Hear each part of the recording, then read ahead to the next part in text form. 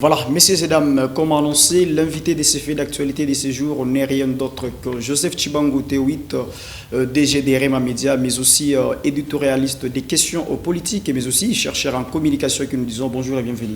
Bonjour Jean Bondo, bonjour à tous nos téléspectateurs qui nous suivent de partout à travers la ville de Lucassi et partout à travers le monde. Joseph Tchibango, comment voyez-vous justement l'attitude du ministre de la Justice et garde des Sceaux, Constant Mutamba Tungunga, depuis justement que le procureur général de la Cour des Cassation a initié, bien évidemment, a demandé à l'Assemblée nationale, bien évidemment, de pouvoir initier des poursuites contre la personne de Constant Mutamba Tungunga pour détournement des fonds, bien évidemment, alloués, bien sûr, à la construction de la prison de Kisangani, une somme estimée à 19 millions de dollars américains.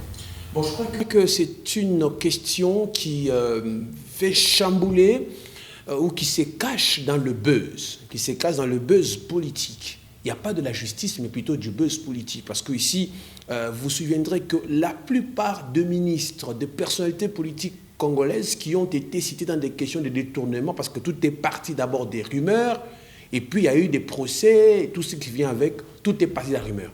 Alors, l'affaire du ministre de la Justice par rapport à l'affaire au dossier de la prison, certains parlent d'une rumeur, d'autres parlent des faits déjà établis. Et que le président ou le procureur près la Cour de cassation qui a saisi l'Assemblée nationale pour demander la levée des immunités, donc respecter la procédure. Et la communauté congolaise est surprise de constater que le ministre joue à la politique au lieu de jouer à la justice. Qu'est-ce que cela veut dire? Les populismes. C'est-à-dire qu'on va mobiliser les gens, on va galvaniser le monde, on va galvaniser les médias et tout le monde contre l'institution. C'est comme aujourd'hui qu'on dit, le médecin qui a traité la justice des malades se permet aujourd'hui de divulguer les secrets professionnels de son patient ou de sa patiente en public. C'est ce qu'a fait le ministre de la Justice par rapport à la question. Est-ce qu'il fallait aller sur la place publique pour parler de ce fait ou aller devant le juge et expliquer tout ce qu'on a connu, tout ce qu'il nous explique aujourd'hui sur les réseaux sociaux, relayés par tous les journalistes bien orchestrés. C'est un politicien averti. Il manipule aussi quelque part l'opinion par rapport à tout ce qui se passe. Et beaucoup de gens sont en train de regarder. Si le ministre de la Justice, Constant Mutamba, n'est pas arrêté, ou il n'est pas devant la justice pour justifier, expliquer, de gré à gré, ça existe, mais c'est devant les instances judiciaires que les choses doivent s'expliquer et non dans la rue. J'aime beaucoup ces principes des juristes qui disent la rumeur à la rue, le droit au palais. Mais Joseph Tchibango, il n'y a pas longtemps, le ministère de la Justice a organisé justement les états généraux de la justice. C'était à Kinshasa. Mais qu'est-ce qui s'est passé? Il y a eu plusieurs résolutions qui ont été prises. Constant Mutamba était présent, le chef de l'État, plusieurs chefs du gouvernement étaient aussi présents. Mais la question qui reste à savoir, Constant Mutamba, à peine arrivé au gouvernement, il promettait justement des poursuites ou de mordre à la poussière les détourneurs. Et à l'aide bien sûr de la réalisation, je voudrais ici qu'on nous balance un tout petit peu les images où je vis Constant Mutamba ici à Likassi, où il a promis justement que tous les détourneurs viendront ici à Likassi. Ils viendront purger. Mais il ne semblerait pas que Constant Mutamba a peur justement de venir lui-même purger dans la prison de Boulou. Bon, on va voir ce qui va se passer. Revenons à l'affaire des États généraux. Les États généraux de la justice, si on n'arrive pas à les appliquer aujourd'hui, ce serait de l'argent de la République dilapidé, gaspillé inutilement. Parce que l'organisation des États généraux, c'était de produire un diagnostic convenable. On a dit ici que la justice congolaise était malade. Ce sont eux qui ont posé les diagnostics malades, donc c'est un diagnostic posé. Comment un médecin qui a posé les diagnostics contre sa patiente, qui est, je parle de la justice, va se permettre de se déshabiller ou de porter, n'est-ce pas, atteinte à sa patiente publiquement? C'est ici que j'ai interrogé quand même beaucoup de personnalités, en fait, ceux qui ont la chance d'être ministre de la justice dans ce pays. C'est la première fois qu'un ministre de la justice, n'est-ce pas, s'en prend au procureur publiquement. C'est la première fois. C'est ici que l'on se poserait la question sur le respect de l'ordre juridique en République démocratique du Congo. L'ordre juridique et administratif en République démocratique du Congo. Parce qu'ici, il y a la procédure. Ce sont des leçons que vous voulez donner à Constant Moutamba. Je ne donne pas des leçons. Et pourtant, je ne donne pas des leçons, M. Jean Bondo. Ce sont les faits, en fait. Si aujourd'hui, le ministre, lui qui est censé presser par l'exemple et dans le respect de la procédure, il ne les fait pas. Que dire maintenant de nous autres? Parce que ce qu'il a fait, d'autres personnes parleront, vont parler des atteintes. Il a porté atteinte, n'est-ce pas, à l'honneur du procureur.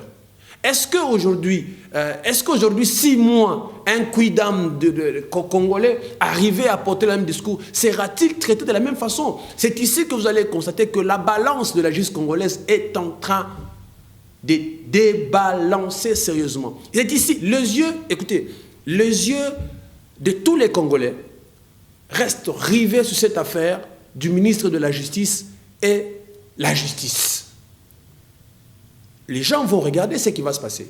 Ou soit on comprendrait tout de suite que le ministre de la Justice reste le protégé du chef de l'État.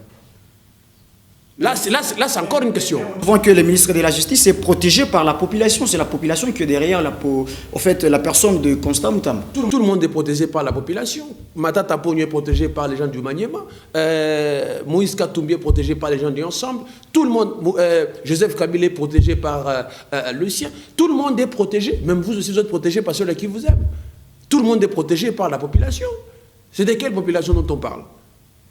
Est-ce que les autres ne sont pas protégés par la population? On l'a vu ici, on a dit un instant, on a vu dans ce pays un ministre, par une simple rumeur, il y a des communiqués qui ont été émis dans ce pays. Une simple rumeur, détournement, il y a des communiqués, il y a des procès, tout est parti des rumeurs. Rumeurs, je dis bien. Alors, pourquoi son cas, il va y avoir deux poids, deux mesures? C'est ici que beaucoup de gens sont en train d'observer. Ici, c'est d'éviter de mettre la politique dans les affaires de justice. Ça, c'est très, très important. Les gens sont d'observer. On constate qu'il y a politisation du dossier. On a politisé. Il anticipe, il dit, bon voilà, on va démissionner. Bon, aujourd'hui, on va citer ces Kabyles. On ne va pas entrer dans ce débat là-bas. C'est les kabylistes, etc., etc., etc., etc. Oui, mais la justice, c'est devant. C'est à la justice qu'on va voir.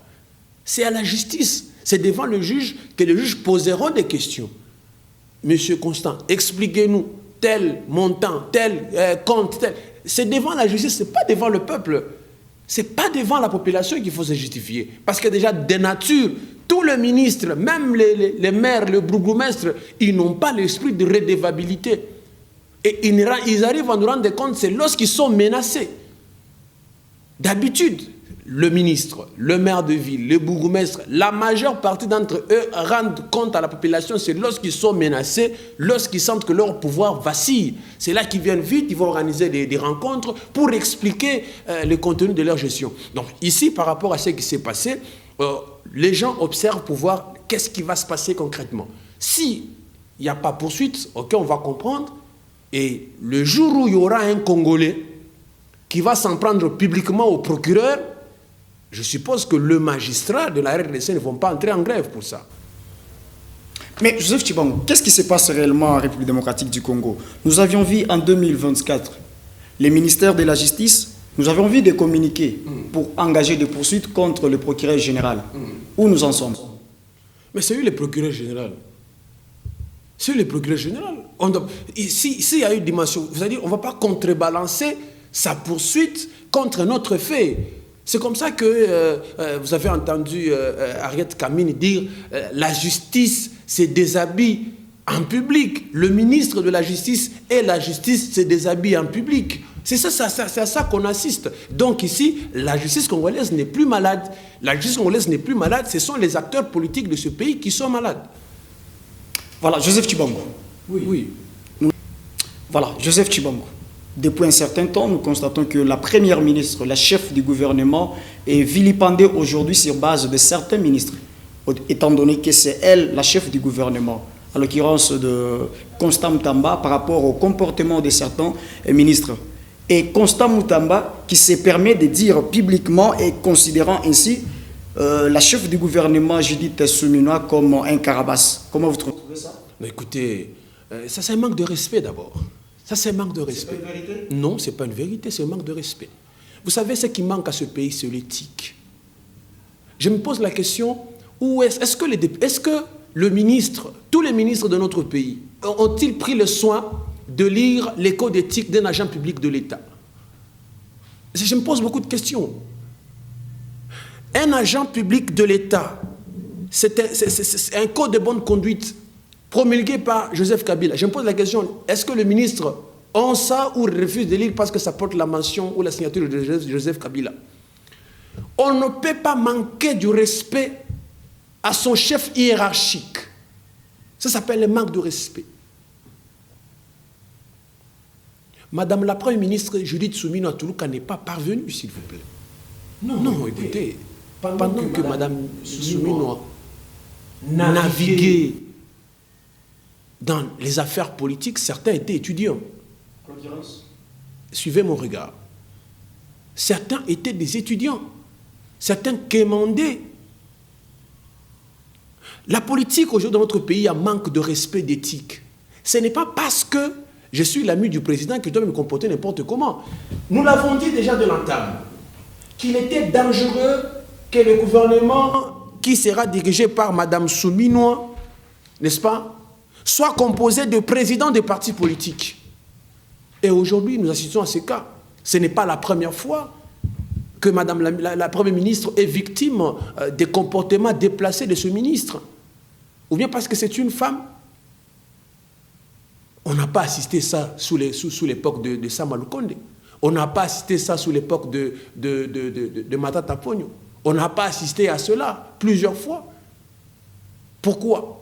Parce que tout simplement, pour revenir à une de ces questions, les gens qui composent le gouvernement, la plupart des personnalités qui composent le gouvernement, ce sont des gens qui ont des pactes politiques avec le président de la République. Et par conséquent, ils disent, Bagosala est logoté. On ne va rien le faire, il n'aura pas d'action, on ne va rien le faire. Parce qu'aujourd'hui, si un ministre arrive à manquer publiquement le respect, je vais terminer, à manquer du respect à Madame la Première ministre, et si moi aujourd'hui en tant que citoyen je manque de respect, vous allez m'arrêter moi. Il y a un problème du respect des codes éthiques d'un agent public de l'État. Ça doit être vulgarisé. Il y a eu même une formation sur la morale des ministres. Donc c'est de l'argent dilapidé. Donc on a perdu de l'argent pour former inutilement des gens qui arrivent aujourd'hui qui ne respectent pas. Quelqu'un a dit, le pays, le monde est gouverné par deux aspects. Le respect de la hiérarchie et le respect de la préséance. Ce sont deux facteurs clés qui gèrent le monde aujourd'hui. Donc, évitons la politique dans la gestion de l'administration, dans l'administration publique. Donc on a tellement politisé les choses que ça craint. Voilà, messieurs et dames, vous l'avez justement suivi. Et donc, une fois que vous êtes établis sur des postes de responsabilité, il y a des comportements à observer pour que vous ne puissiez pas justement tomber dans des histoires telles que nous l'avons vu aussi avec Nicolas qui se permet de tout dire. Et puis les codes, écoute, lisez les codes de bonne conduite d'un agent public de l'État. Vous allez comprendre qu'un agent public de l'État ne dit pas tout. Il y a la politesse, il y a la courtoisie, il y a tout là-dedans. Je me demande, est-ce que... franchement, mon pays, la RDC. Donc c'est comme ça que vous allez voir aujourd'hui, dans notre pays, on vous dit, le mal de ce pays, c'est sa classe politique. Le mal de ce pays, c'est sa classe politique. C'est sa classe politique. Joseph Tshibangou, connaissez-vous Denise Dousachoy? Denise Dousachoy, oui, je connais, c'est une grande influenceuse congolaise, et puis elle fut présidente d'une équipe de football dans mon village natal. Vous l'avez dit, une influenceuse qui s'est permis de dire du n'importe quoi chef de l'État. Comment trouvez-vous? C'est déplacé, c'est malhonnête, c'est mal placé. C'est même pas correct. Est-ce qu'aujourd'hui, au-delà de tout, même si on n'aime pas quelqu'un, c'est quel pays au monde où un citoyen se dit non, si le président me donne, si on ne me donne pas tel, je vais publier les photos? C'est dans quel pays ça? On est où? Mais la justice aussi doit faire son travail. Où? Je me pose la question. Voilà, on attend les communiqués. Parce que je sais que s'il y a un ministère qui nous produit des communiqués du jour au jour, oui, c'est la justice. Mais comment est-ce que écoutez, comment est-ce que on peut débattre dans ce pays des affaires privées d'un chef de l'État? Et publiquement. Et qui sont auteurs de ça? Ce sont les gens qui sont proches du chef de l'État. C'est comme ça que j'ai dit que du jour au lendemain, ça sera capable. Aujourd'hui, le président de la République est entouré de gens qui sont capables de le faire chanter demain. Et aujourd'hui, elle prend une vidéo pour demander pardon. Voilà mon père spirituel. Ce n'est pas le père spirituel qui a interdit. C'est quand vous avez dit avant, est-ce que le père spirituel était là? Est-ce que les gens qui ont déjà récupéré les gens ont dit ce que vous avez dit, ce que vous avez dit. Quel pardon encore? Donc vous comprenez qu'aujourd'hui, on ne respecte pas le chef de l'État. J'apprécie un dicton de chez les Bassanga. J'ai beaucoup fréquenté ces milieux-là. Il dit, il faut respecter son chef. Qui qu'il soit. D'abord, du point de vue sociologique, le chef de l'État, c'est un machi à Denis du Souchoua. Donc, sociologiquement parlant, elle avait la responsabilité de protéger, comme on dit Mfumu, le chef. Mais quand déjà, elle fait ça, c'est quelle image qu'elle veut transmettre? Et puis vous allez demander pardon. Le pardon ne vient pas réparer les dommages moraux causés par vos paroles, par vos actes. C'est comme quelqu'un qui dit pardonner, c'est pas oublier. Pardonner, c'est pas oublier. Est-ce que va-t-on revenir toujours à ce scénario? Quelqu'un arrive à insulter les chefs de l'État et puis on va demander pardon? Non. Même les notables du Grand Kasaï, au moins que les notables du Grand Kasaï soient complices de ça. En principe, il doit y avoir des histoires. En principe. Il y a outrage au grand chef. Donc, je sors la dimension président de la République.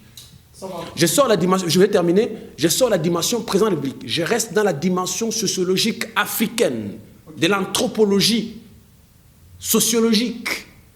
C'est-à-dire, les grands notables doivent se saisir de ce dossier parce que le président de la République est investi de ce pouvoir coutumier, ancestral. Donc, Madame Denise de Souchoua a outragé. C'est-à-dire qu'elle a un problème avec les esprits, avec le mystique de son village. C'est une dimension un peu... Hein, on y reviendra prochainement. Donc, ici, Madame Denise, ce qu'elle a fait, c'est bien.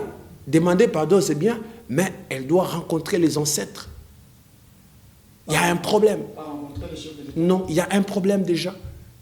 Ce sont les notables, soit les notables... Parce qu'aujourd'hui, Denise a dit tout ce qu'elle dit sur le chef de l'État. Mais quand deviendra-t-il d'une autre personne qui sociologiquement n'appartient pas à la même famille que le chef de l'État? Que va-t-il se passer? Voilà, messieurs et dames, nous attendons donc les communiqués aussi du ministère de la Justice pour commettre aussi des poursuites contre la personne de Denise. Voilà, c'est très important. On attend donc le ministère de la Justice qu'il fasse aussi son travail. Et voilà, messieurs et dames, c'est la fin de cette partie invitée des faits. On se retrouve très prochainement.